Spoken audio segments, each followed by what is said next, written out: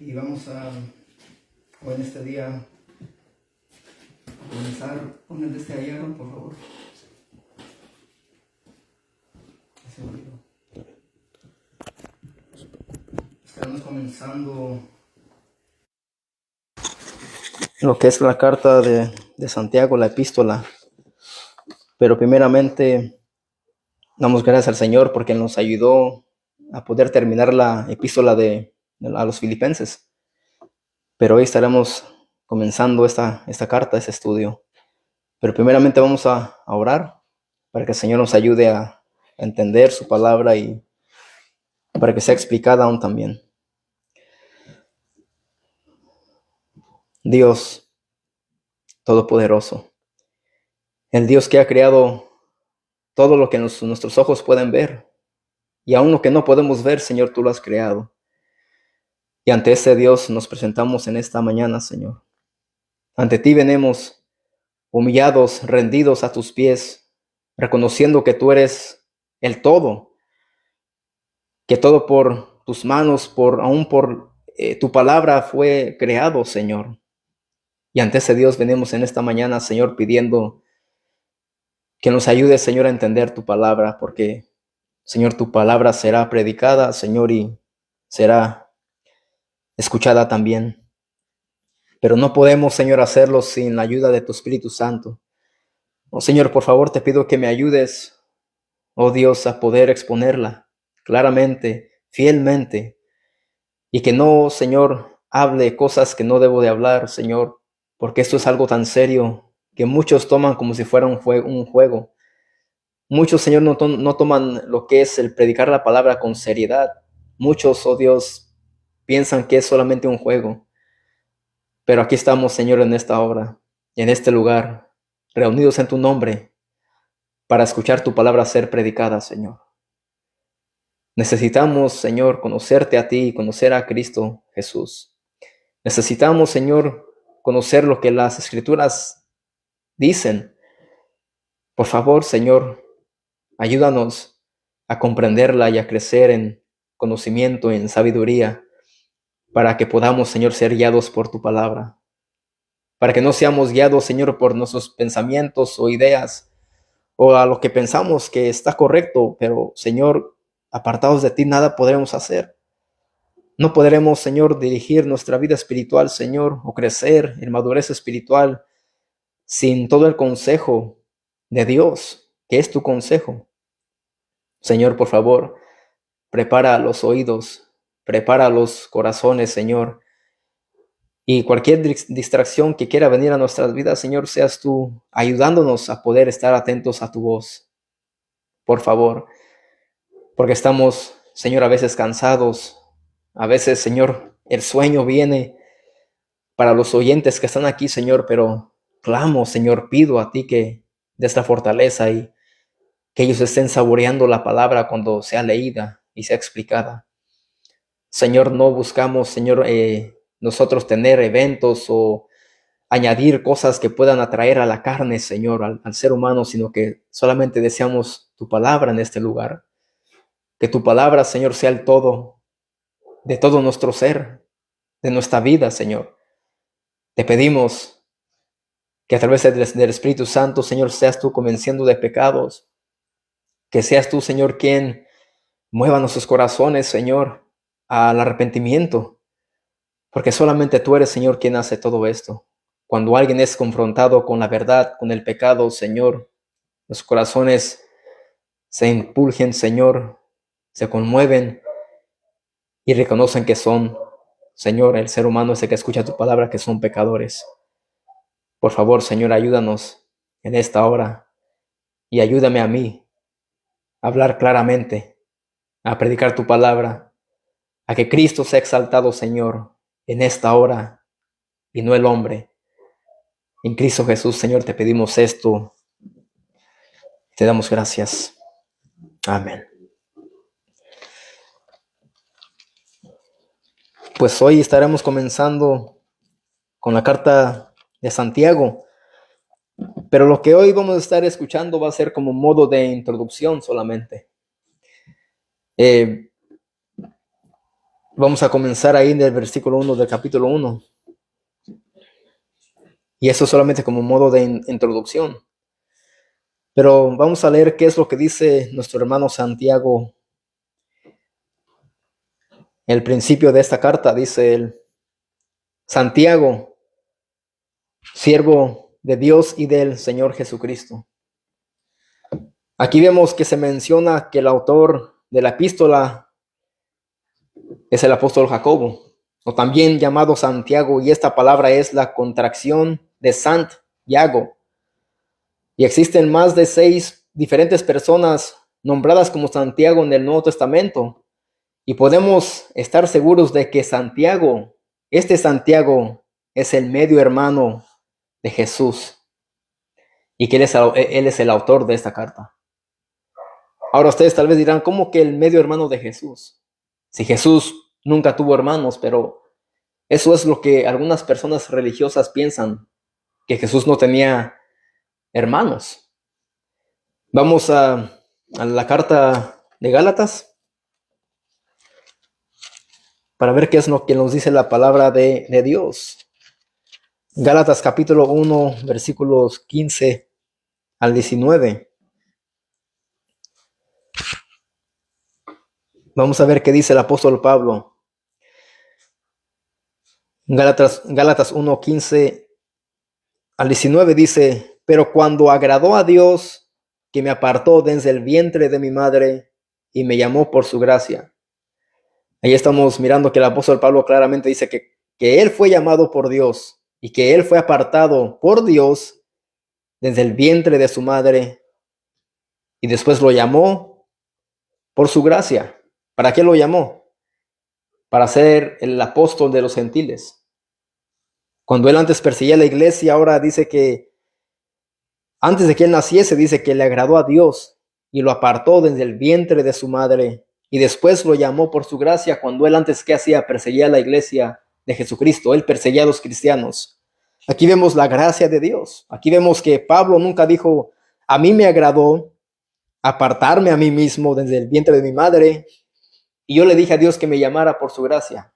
Aquí vemos que todo lo que Dios hace, lo hace Él y no el hombre. Y vemos que en la Biblia, ¿acaso Pablo buscaba a Jesucristo? ¿Acaso él le dijo: Jesús, entra en mi corazón, te recibo como mi Salvador? No, él iba en camino a Damasco para perseguir a los cristianos, y Cristo se le aparece y Dios hace una obra extraordinaria en Pablo y lo salva por su gracia. Pero sigue diciendo ahí: revelar a su Hijo en mí para que yo predicase entre los gentiles. No consulté enseguida con carne y sangre, ni subí a Jerusalén a los que eran apóstoles antes que yo, sino que fui a Arabia y volví de nuevo a Damasco. Después, pasados 3 años, subí a Jerusalén para ver a Pedro y permanecí con él 15 días. Pero no vi a ningún otro de los apóstoles, sino a Jacobo, el hermano del Señor. Ahí él dice claramente que él miró ¿a quién? A Jacobo, y este es el mismo Santiago del quien escribe la carta a Santiago. Dice el hermano del Señor. Ahora vamos a Mateo capítulo 13.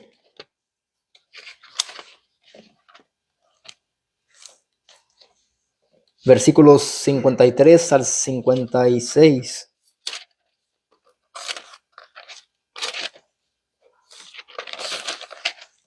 Mateo 13, 53 al 56.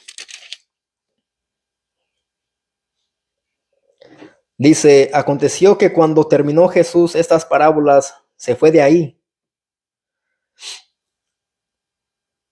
y venido a su tierra, les enseñaba en la sinagoga de ellos, de tal manera que se maravillaban y decían: ¿de dónde tiene esta sabiduría y estos milagros? La multitud se preguntaba que de dónde Jesús recibía lo que él hablaba. ¿De dónde tiene esta sabiduría y estos milagros? Y dice: ¿no es este el hijo del carpintero, de José? Dice, ¿no se llama su madre María y sus hermanos Jacobo, José, Simón y Judas? Aquí vemos claramente que dice sus hermanos. Y dice, ¿no están todas sus hermanas con nosotros? ¿De dónde pues tiene todas estas cosas? La gente no podía creer que el Cristo pudiera venir de orígenes tan ordinarios. Pero aquí vemos claramente que dicen ellos, ¿no es este el hijo del carpintero? ¿No se llama su madre María y sus hermanos Jacobo, José, Simón y Judas?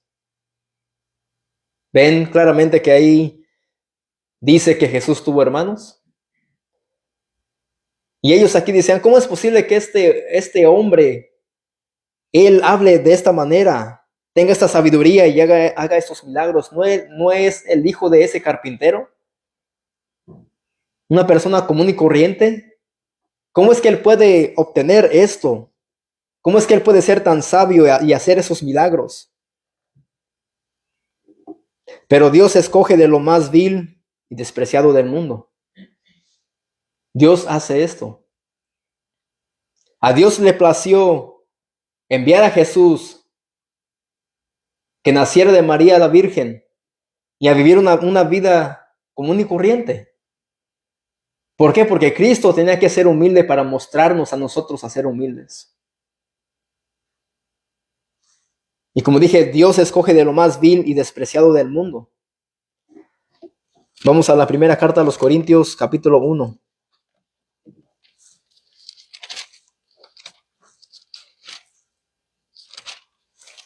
Versículos 25 al 29.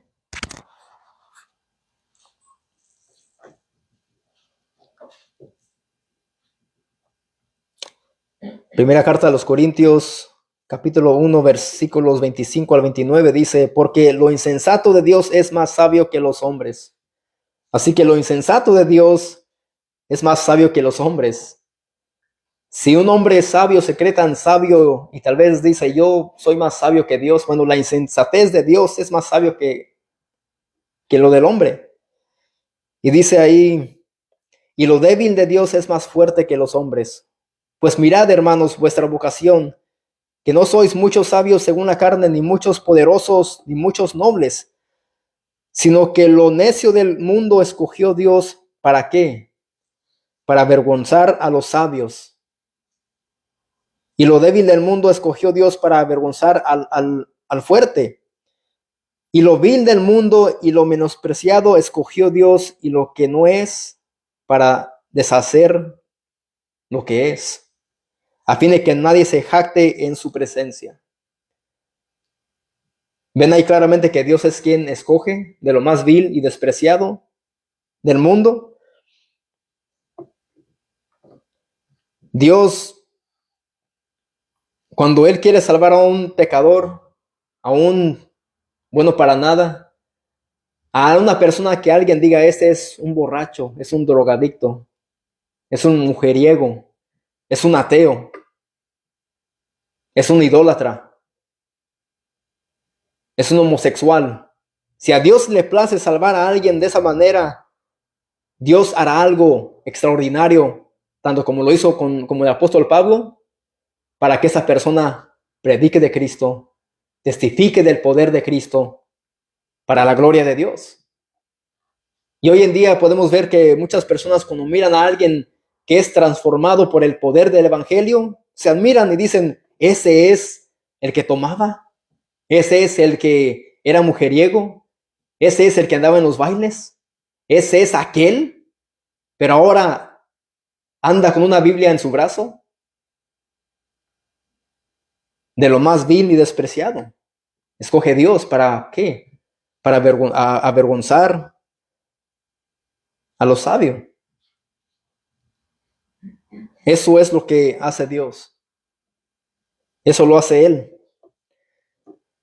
Y esas personas se admiraban y decían, ¿cómo es que Él habla con tanta sabiduría? ¿Y cómo es que Jesús hace tantos milagros?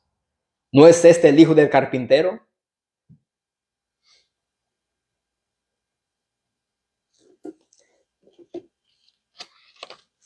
Vamos a Hechos 1. Hechos 1:14. Y estamos mirando claramente que dice la Escritura que Jesús tenía medios hermanos, ¿verdad? Hechos 1:14. Dice, todos estos perseveraban unánimes en oración y ruego, con las mujeres y con María, la madre de Jesús, y con sus hermanos. Pero ¿saben, amados, que es absurdo lo que dicen los católicos romanistas? Que María no tuvo más hijos aparte de Jesús. Y se niegan a creer que María tuvo más hijos y que después de tener a Jesús, ella perdió su virginidad. Y por eso es que los católicos la llaman la Virgen María. Pero aquí vemos claramente que dice que Jesús tuvo más hermanos. Por lo tanto, José y María tuvieron relaciones maritales después del nacimiento de Jesús y tuvieron hijos juntos de forma natural. Ahora vamos a Mateo, capítulo 1.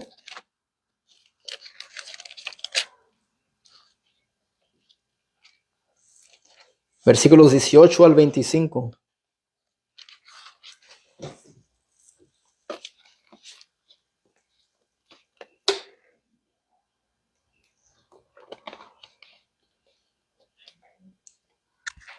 Mateo 1, 18 al 25 dice, el nacimiento de Jesucristo fue así, estando desposada María, su madre, con José.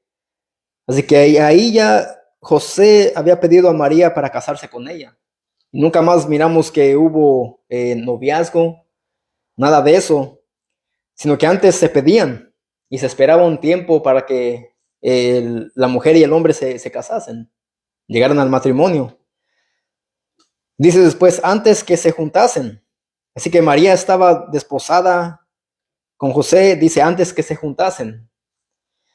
Se halló que había concebido del Espíritu Santo. José, su marido, como era justo, no quería infamarla, quiso dejarla secretamente. Y pensando él en esto, he aquí un ángel del Señor le apareció en sueños y le dijo, José, hijo de David, no temas recibir a María tu mujer, porque lo que en ella es engendrado del Espíritu Santo es. Y dará a luz un hijo y llamará su nombre Jesús, porque él salvará a su pueblo de sus pecados. Todo esto aconteció para que se cumpliese lo dicho por el Señor por medio del profeta cuando dijo, he aquí una virgen concebirá y dará a luz un hijo. Y cuando dice esto, amados, cuando dice, he aquí una virgen concebirá y dará a luz un hijo, con esto dicho, el cristianismo verdadero sostiene el nacimiento virginal como fundamento de la fe. Que Jesús nació de una mujer, de María, siendo virgen. Como dije, eso es un fundamento de la fe. Y sigue diciendo ahí, y llamará su nombre Emmanuel, que traducido es Dios con nosotros. Y despertando José del sueño, hizo como el ángel del Señor le había mandado y recibió a su mujer, pero no la conoció. José ya conocía a María antes de este sueño, ¿o no? Ya la conocía porque dice ahí que ya estaba desposada María, su madre, con José antes que se juntasen. Entonces José ya tenía que conocer a María porque él la pidió. Pero lo que habla aquí, pero no la conoció hasta que dio a luz a su hijo primogénito y le puso por nombre Jesús. Aquí está hablando que después de que Jesús nació, tuvieron relaciones sexuales, maritales. Lo que sucede entre un hombre y una mujer. Después de que Jesús nació, él tenía que nacer de una mujer, de María la Virgen. Y dice, pero no la conoció hasta que dio a luz a su hijo primogénito y le puso por nombre Jesús. Así que aquí aquí después José y María tuvieron relaciones maritales. Y los católicos romanistas niegan esta verdad. No sé por qué es que ellos se aferran tanto al decir que María no tuvo más hijos y que ella permaneció siempre virgen hasta su muerte. Eso no lo vemos en las Escrituras. Ni tampoco vemos que debamos nosotros como seres humanos rendirle a ella homenajes. ¿Qué más, como dicen ellos? Veneración, en las mañanitas, un altar y que nos postremos ante su imagen. Eso Dios lo prohíbe. Y eso no lo vemos en las Escrituras. Así que es absurdo lo que ellos piensan, porque eso es antibíblico. Así que aquí vemos todo esto, que Jesús tenía medios hermanos y Santiago era medio hermano de Jesús, el autor de la carta de Santiago.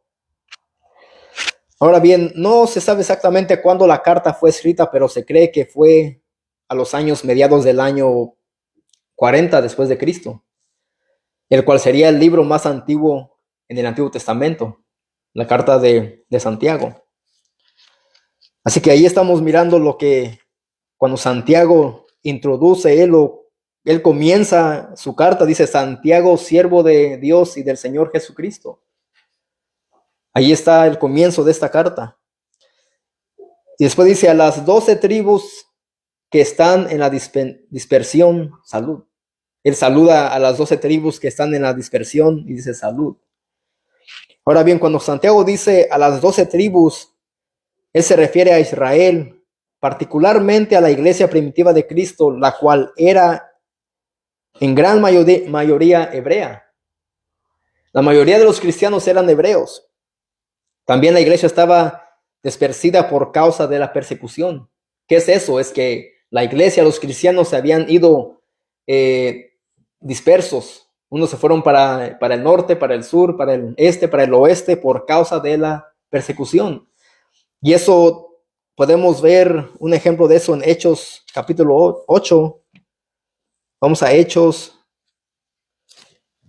capítulo 8, versículo 1.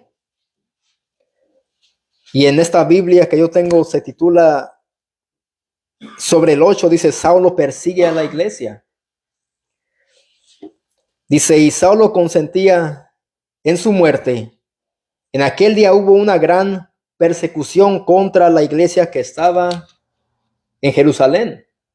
Así que la persecución comenzó ¿en dónde? En Jerusalén. ¿En contra de quiénes? De los creyentes, de los cristianos.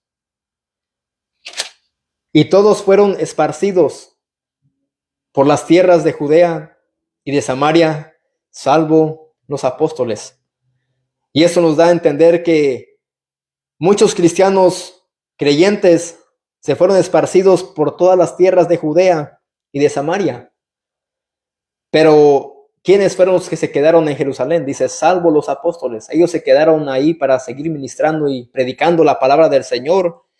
Pero Dios permitió esta persecución. ¿Por qué? Porque el evangelio tenía que expandirse. Y dice aquí que a las tierras de Judea y de Samaria. Y sabemos muy bien que los samaritanos y los judíos no se llevaban en sí. Pero ellos se fueron para allá para escapar de la persecución. Así que aquí vemos a lo que se refiere nuestro hermano Santiago cuando él dice a las 12 tribus que están en la dispersión, salud. Pero también la locación del escrito no se cree que de donde Santiago escribió esta carta, se cree que es desde su oficina central en Jerusalén, por lo cual Santiago era el líder o pastor de la iglesia de ahí. El hermano Santiago escribe a los creyentes judíos esparcidos. A ellos escribe él. Así que él estaba ahí en Jerusalén y él era el líder de esta iglesia en Jerusalén. Pero ¿qué más sabemos sobre Santiago? Durante el ministerio terrenal de Cristo, Santiago y otros medios hermanos de Cristo no creyeron en él y dudaban de que él fuera el Mesías. Incluso este hombre que escribió esta carta fue un incrédulo. Vamos al Evangelio de Juan, capítulo 7, versículo 1 al 5.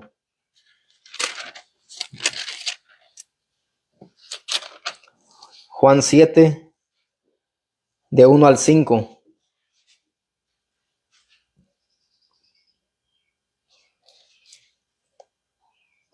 Aquí habla sobre la incredulidad de los hermanos de Jesús.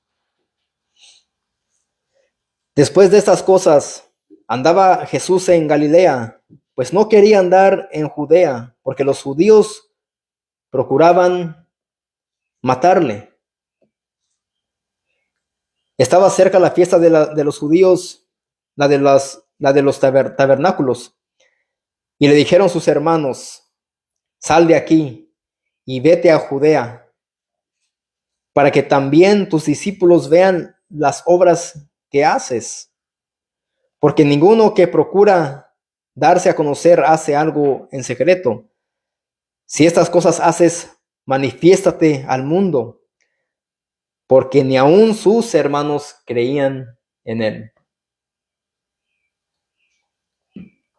Tal vez los hermanos incrédulos de Jesús querían que Jesús hiciera milagros para que todos vieran y creyeran en él. Así que en ellos habían también incredulidad. Ellos no creían que él fuera el Mesías. No creían eso, pero al igual que ellos, hoy en día existen personas que quieren ver para creer. Como Tomás también, cuando Jesús, después de que Jesús resucita, él quiere ver para creer. Y hoy en día las personas están de igual manera.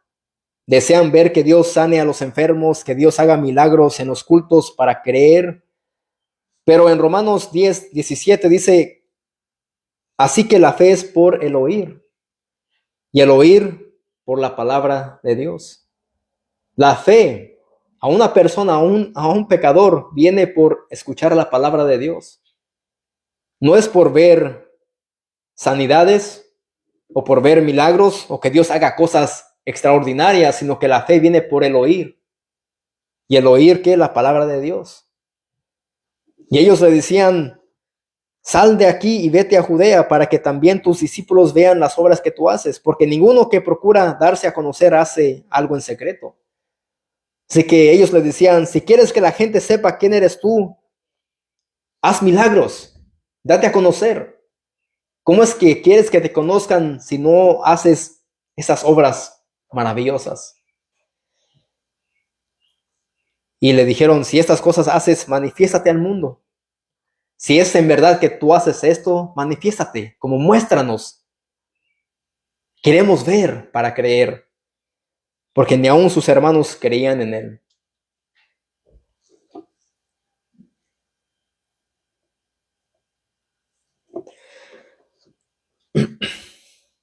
Así que Santiago de primero era un incrédulo, pero después de su resurrección, Cristo se le aparece de manera particular a Santiago. Vamos a la primera carta a los Corintios, capítulo 15.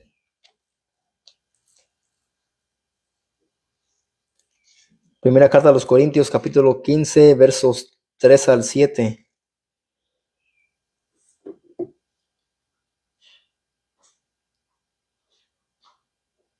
Dice: porque primeramente os he enseñado lo que asimismo recibí, que Cristo murió por nuestros pecados conforme a las Escrituras. Ahí está diciendo el apóstol Pablo que Cristo había muerto por los pecados de él y de estos hermanos en Corinto, conforme a las Escrituras, y que fue sepultado y que resucitó al tercer día conforme a las Escrituras,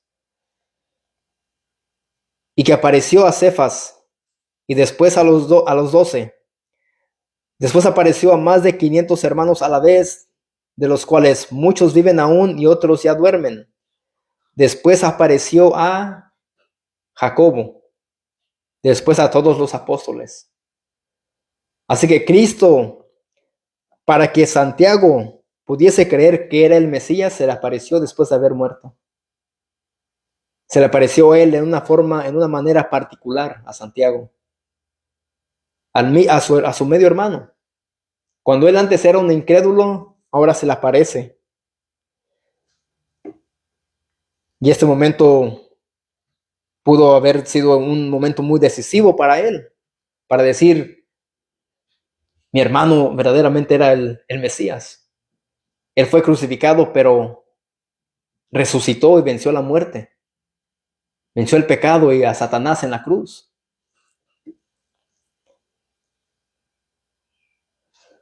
Así que al estudiar esta carta notaremos algo sorprendente, que en ningún lugar de esta carta Santiago pondrá de relieve, o es decir, resaltará su parentesco carnal con Cristo. Es decir, él nunca va a decir, yo soy el medio hermano de Jesús. A mí se me apareció Jesús. Yo comí con él. Crecimos juntos. Nunca vamos a ver que él se dé ese lugar en esta carta, sino que se conforma con referirse a sí mismo como siervo de Dios y del Señor Jesucristo. De esa manera se identifica Santiago. Dice allí en el versículo 1 del capítulo 1 de Santiago, Santiago, siervo de Dios y del Señor Jesucristo. De esa manera se expresa él. Él no dice medio hermano, él no dice Santiago, siervo de Dios y medio hermano de Jesucristo. Él nunca se da ese lugar. Él dice, soy siervo. ¿Por qué? Porque él sabía que Cristo era su Señor, que Cristo era su Salvador, que Cristo era quien había muerto por sus pecados de él, para librarlo de la condenación eterna, de la esclavitud del pecado.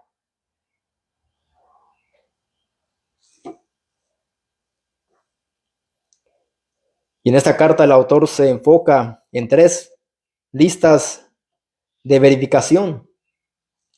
Número 1, él se enfoca en el no dar privilegio a una persona rica cuando estemos reunidos, o digamos en el contexto de su carta. Y también aplica para nosotros porque podemos nosotros invitar a alguien que sabemos que tiene mucho dinero y le podemos decir, siéntate aquí, mira, siéntate aquí enfrente. Tú eres más importante que cualquier persona que no tenga dinero o algún mendigo. Él nos advierte de no darle privilegio a una persona rica, a una persona importante. Porque hoy en día en el mundo miramos todo eso. Hay iglesias donde también ponen sillas detrás del altar y ahí ponen a los diáconos, a los pastores, a los profetas, a los apóstoles que vienen a predicar. Y eso es darle lugar a esas personas. Pero Santiago nos advierte sobre eso. Ante los ojos de Dios todos somos iguales. Somos merecedores del infierno y merecedores de la ira de Dios que venga sobre nosotros. No somos mejores que otros. Así que el autor se enfoca en esto. Y número 2, también se enfoca en controlar tu lengua y el cuidar lo que dices. Esto vamos a estar aprendiendo mediante vamos leyendo y estudiando la carta de Santiago. Y número 3 también se enfoca en el tener el sufrimiento como algo bueno, como una oportunidad de poder madurar en lo espiritual. Así que esta carta nos va a calar. Esta carta nos va a dar donde más nos duela. Y espero que esto mate nuestro orgullo. No solo el orgullo de ustedes, sino el mío también. Ese es el deseo del autor. Mata tu orgullo. Mata tu pecado. Eres un pecador. Así que esto fue solamente como un modo de introducción a la carta de Santiago. Y me enfoqué solamente en el versículo 1, donde dice Santiago, siervo de Dios y del Señor Jesucristo, a las 12 tribus que están en la dispersión, salud. Amén. Así para que podamos conocer el contexto y quién fue él, de dónde le escribió la carta, y para qué y a quiénes, para que entendamos un poco más. Amén. Vamos a orar. Oh, Señor, te damos las gracias, Padre Santo, Señor. Primeramente, Señor, por Cristo. Señor, gracias por nuestro Salvador. Señor, gracias por tu Hijo amado, Señor, que Él no mereciendo nada, Señor, Él tomó tu castigo, Señor, tu ira sobre su cabeza. Pero eso, Señor, con un propósito, para salvar a pecadores y para mostrar tu gloria, Señor. Aún, Señor, a nuestro hermano Santiago, a Pablo, Señor, a muchos más, Señor, a ti te plació salvarlos y rescatarlos con un propósito para que ellos pudiesen, Señor, escribir esas cartas, estos libros para nosotros, Señor, para poder aprender, Señor, y conocer más el Evangelio. Oh, Señor, sabemos que sangre fue derramada, Señor, por causa de tu nombre, para que pudiésemos, Señor, tener estas Biblias en nuestras manos. Y qué privilegio, Señor, es tener esto, tu palabra, porque en muchos países como en la India, Señor, como en Corea del Norte, como en la India, en China, Señor, es prohibido tener una Biblia, es prohibido, Señor, aún juntarse para alabarte. Pero, Señor, gracias porque por todo esto, Señor, fue posible por medio de aquellos que murieron y sufrieron, Señor, por los mártires, Señor, de la fe. Señor, ayúdanos, Señor, por favor, a valorar, Señor, tu palabra, la Biblia, Señor, y el poder siempre anhelar estar reunidos en tu nombre, Señor. Pero, Señor, gracias. Y te pedimos, Señor, que nos ayudes también para poder estudiar esta carta y poder aprender sobre cómo es que debemos de conducirnos en este vivir, en nuestra vida, Señor, diaria. Por favor, Señor, que esta carta nos ayude, Señor, a matar nuestro orgullo, a aprender a refrenar nuestra lengua y a no hablar, Señor, cosas que no debemos de hablar, Señor, y no darle más importancia a alguien que tenga más dinero, Señor, o a alguien que sepamos que es importante en esta tierra. Y que lo que nos pase, Señor, el dolor, las enfermedades, Señor, lo que nos digan, nos calumnien, Señor, que sea una oportunidad para que podamos crecer y madurar en lo espiritual, Señor. Por favor, ayúdanos. Y a mí, Señor, también te pido que me ayudes para poder, Señor, administrar bien mi tiempo, para preparar, Señor, los sermones, para que los amados, Señor, que se reúnen con nosotros puedan crecer, Señor, en conocimiento y que puedan, Señor, ser transformados por el poder de tu palabra. No, Señor, te pedimos esto en Cristo Jesús. Amén. Dios bendiga.